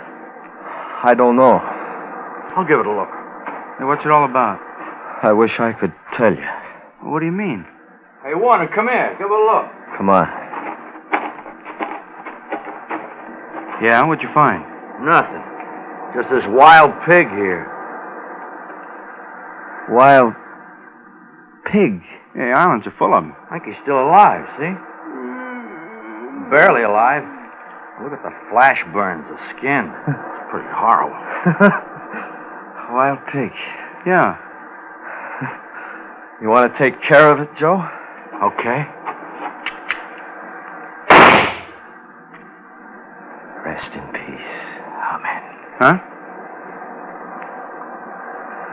Warner, you sure everything's all right? It's been a long night, Bert. Let's go home. Anything we can do for you now? Anything you want? Yeah. I want to sit down. I just want to sit down.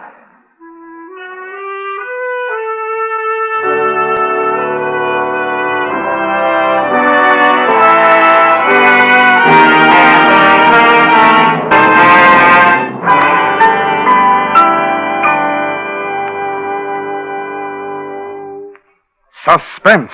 A true story presented by Autolite. Tonight's star, Mr. Richard Widmark, will return in just a moment. This is Harlow Wilcox speaking for Autolite, world's largest independent manufacturer of automotive electrical equipment. Autolite is proud to serve the greatest names in the industry.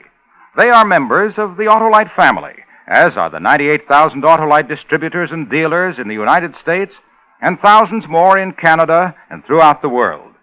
Our family also includes the nearly 30,000 men and women in 28 great Autolite plants from coast to coast and in Autolite plants in many foreign countries, as well as the 18,000 people who have invested a portion of their savings in Autolite. Every Autolite product is backed by constant research and precision built to the highest standards of quality and performance. So remember, from bumper to tail light, you're always right with Autolite.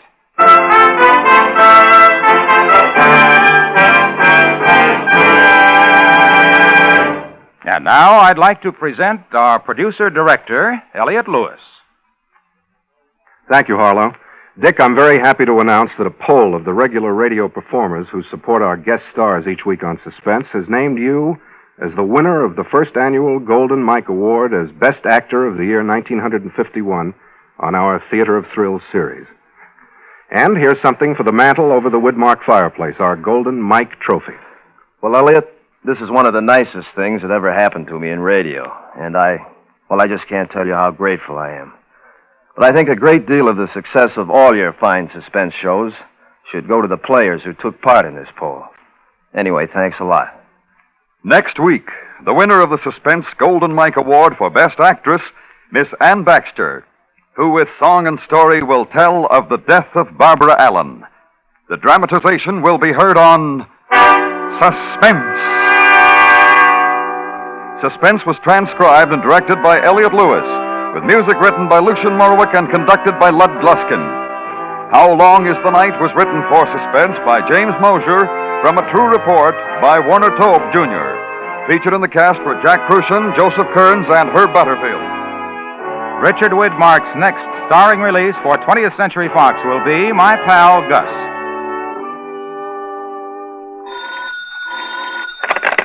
You can buy Autolite resistor or standard type spark plugs, Autolite stay-full batteries, and Autolite electrical parts at your neighborhood Autolite dealers. Switch to Autolite. Good night.